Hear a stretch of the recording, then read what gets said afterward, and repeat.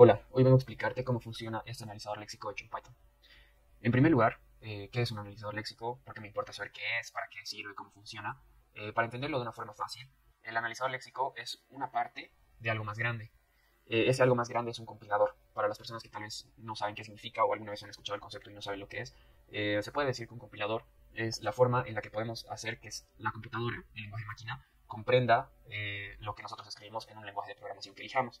Hay diferentes tipos de lenguaje de programación. Hay, por ejemplo, Python no necesita un compilador porque es un lenguaje interpretado. En cambio, hay lenguajes como Java, C Sharp y otros lenguajes más que sí requieren de un compilador. Y este compilador se desarrolla exclusivamente para un lenguaje de programación.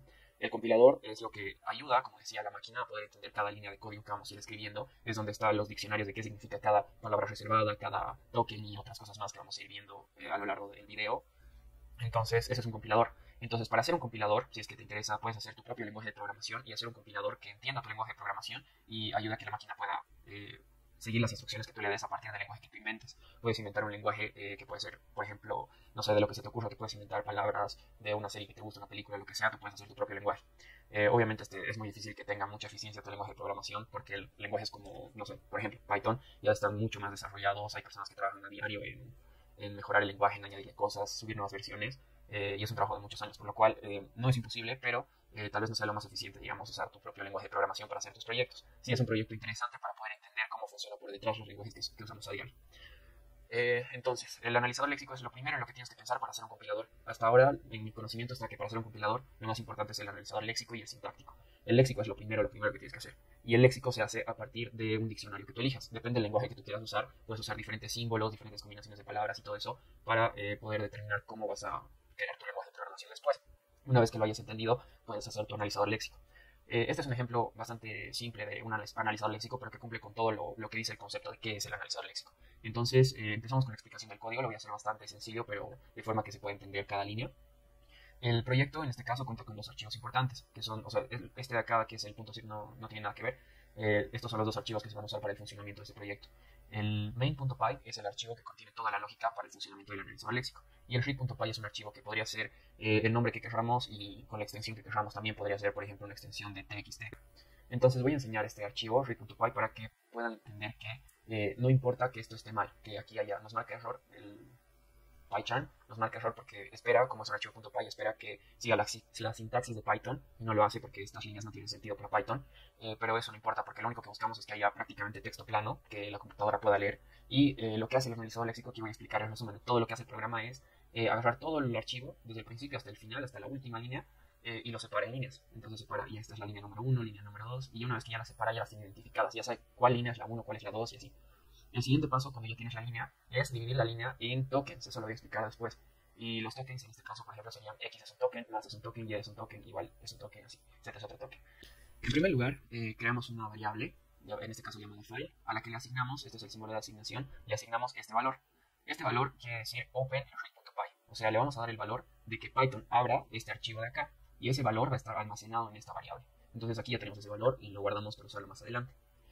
Después, esta es tal vez una de las partes más importantes del código que para el analizador léxico.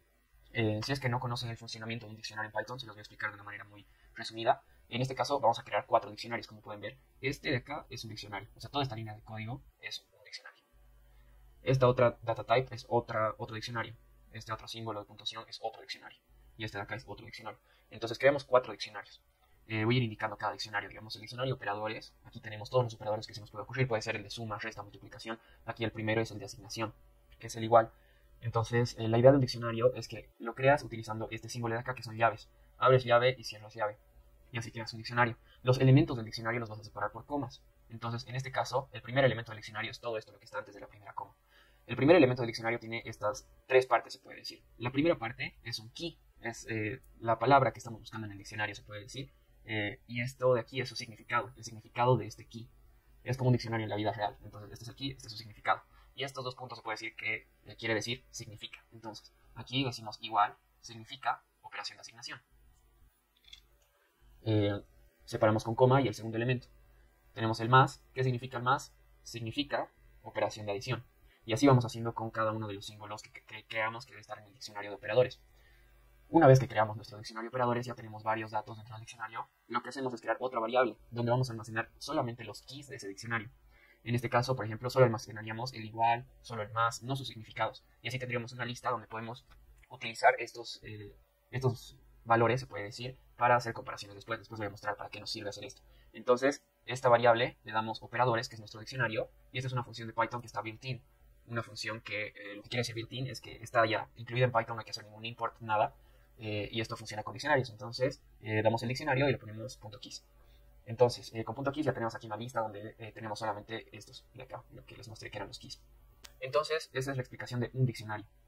Los demás diccionarios, los otros tres que nos quedan, son exactamente iguales. O sea, la explicación es la misma. Lo único que cambia es el contenido de cada diccionario, porque obviamente tenemos que tener, son como categorías, se puede decir, estos operadores, y también necesitamos para un lenguaje de programación los tipos de datos.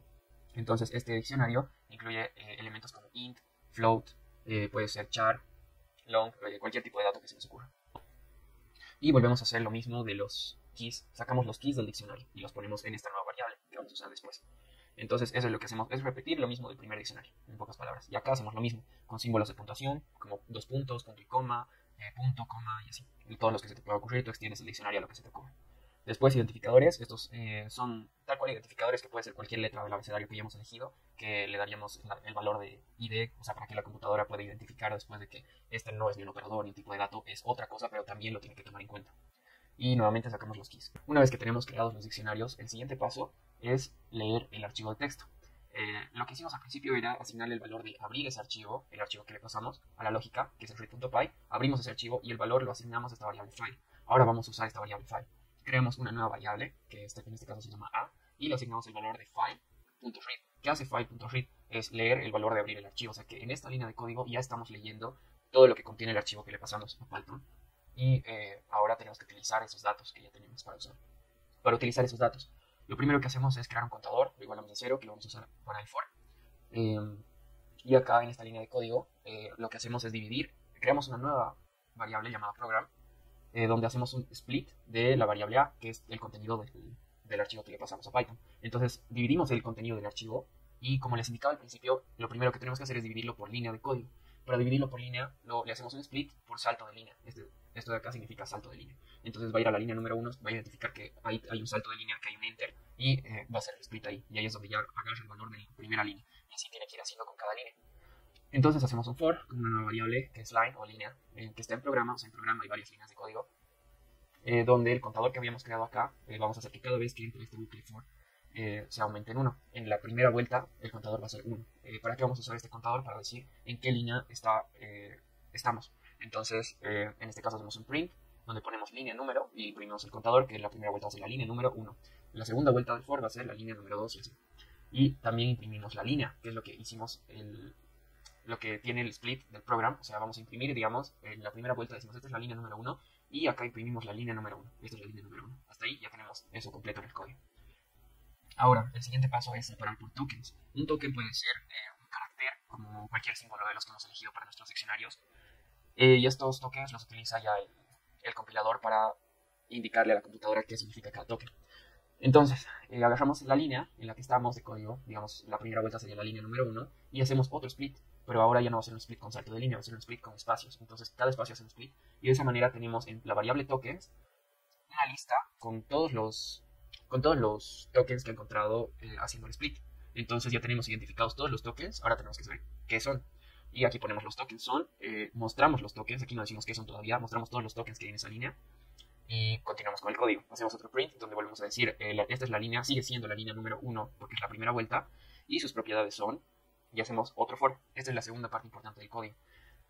Como arriba, al igual que la parte de arriba de los diccionarios, esto es similar porque el código se repite. Entiendes un if y todos los if son iguales, solo cambia el valor. Entonces, en el for tenemos que en la variable tokens, que es la que teníamos, existe token. O sea, dividimos todos los tokens, entre todos los tokens hay tokens individuales. Entonces, si es que el token individual en la primera vuelta está en operadores key, o sea, esto es lo que les decía, aquí tenemos operadores key y operadores. ¿Cuál es la diferencia entre estos dos? De que operadores es un diccionario y operadores key son solamente los símbolos de ese diccionario, no los significados. Entonces tenemos que ver, digamos, si el primer token es un operador. Entonces, para saber si es un operador, no vamos a buscar en el diccionario, vamos a buscar entre la lista de keys que tenemos creada.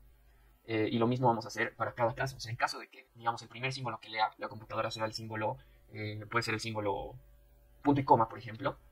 El símbolo punto y coma, como sabemos, es un símbolo de puntuación. Entonces tendría que entrar a este if vamos a hacer la prueba. Si es que el token está en operadores key, en este caso hemos elegido punto y coma, no es un operador. Entonces va a entrar a la lista de operadores key, va a hacer una comparación con cada token que hay en esa lista, con cada key. Y cuando vea que no está en esa lista, entonces ni siquiera va a entrar este print, va a pasar al siguiente if.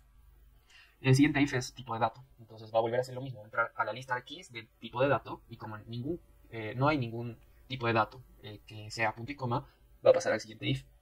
Y cuando llegue al tercero, que en este caso, como decía, es punto y coma, sí es un símbolo de puntuación. Va a entrar a la lista de keys de los símbolos de puntuación y va a encontrar el punto y coma, entonces sí está aquí. Y aquí sí va a entrar a esta condición, que es un símbolo de puntuación. Entonces nos va a decir punto y coma, que es token, punto y coma, el símbolo de puntuación es, y nos va a mostrar el significado. Ahora sí nos va a mostrar el significado de punto y coma.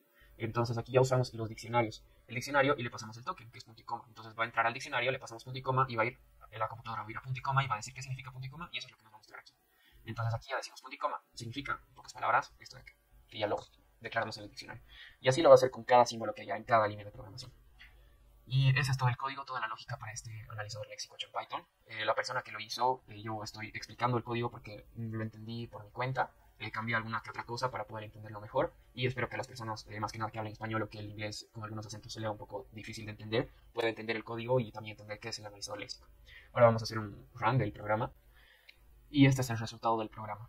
Esta línea de acá es solamente un print, que es formateo, se puede decir, y acá es donde empieza la lógica. Esta es la primera vuelta del for, la segunda vuelta, y así va a ir haciendo con cada línea de código, y lo separamos con estos guiones para que haya una separación entre cada línea. Entonces explicamos desde la línea número 1. En la línea número 1 voy a mostrar el archivo red.py, que tiene, esta es la línea número 1. Como pueden ver, aquí el programa identifica que es la línea número 1, nos muestra el mismo valor, y nos dice que los tokens son, aquí es donde hace el split por espacios, y nos da esta lista de tokens, donde ya tenemos el valor de cada uno separado por comas, cosa de que podamos usar estos valores para después. Esta otra línea nos dice que aquí empiezan las propiedades de la línea número 1, y aquí nos explica qué es cada token de los que hemos detectado acá. El primer token es un identificador. Ya aquí sabe que es porque ha entrado al if de identificador. Aquí pueden ver, este es el if. Ha visto que X sí está en el diccionario de identificadores, en la lista de keys de identificadores. Entonces ya sabía que estaba en el diccionario de identificadores y hace el print de X identificador. Y aquí dice identificador token. Le pasamos token al diccionario identificador. En este caso el token es X, entonces le pasamos X al diccionario identificador. Y aquí, como podemos ver, en el diccionario identificador X es ID. Y así Y igual es un ID y Z igual es un ID y así. Entonces tenemos identificador y aquí nos dice que su significado de X es ID. Después el operador, acá el segundo, la suma, es de adición, la operación de adición. Y es otro identificador, igual es otro operador, pero este es el operador de asignación. Y al final Z es otro identificador. Y eso es lo que hace con cada línea de código. Acá, por ejemplo, lee int como un token. Como les decía hace un momento, un token no es solamente un carácter, sino que pueden ser también estas cadenas de texto, pero que el lenguaje también tiene que reconocer para no confundir con otro tipo de caracteres o líneas de texto que puede ingresar el usuario en el lenguaje de programación. Entonces, aquí nos dice el primer token, que es tipo de dato, es tipo integer. Y eso nos demuestra que la computadora puede entender qué es cada token que tiene cada línea. Y así. Entonces, otra cosa importante es que también reconoce las líneas vacías. Por ejemplo, las 6 y las 7, como pueden ver acá, aquí PyCharm lo marca, tenemos escritas hasta la línea 5. Y aquí tenemos la línea 6 y la línea 7, que están vacías, pero aún así nos la muestra, porque ha detectado que hay dos líneas más, porque hemos presionado Enter acá, digamos. Entonces, nos dice los tokens son y nos da una lista vacía. Y las propiedades también no hay nada porque no hay ningún token. Y eso fue todo por el video de hoy. Voy a dejar el código original en la descripción para que puedan revisarlo, ver lo que es prácticamente lo mismo. No hice casi ningún cambio, solamente cambié algunas cosas por español para que pueda ser entendido de mejor manera para otro público. Y eso es todo. Gracias.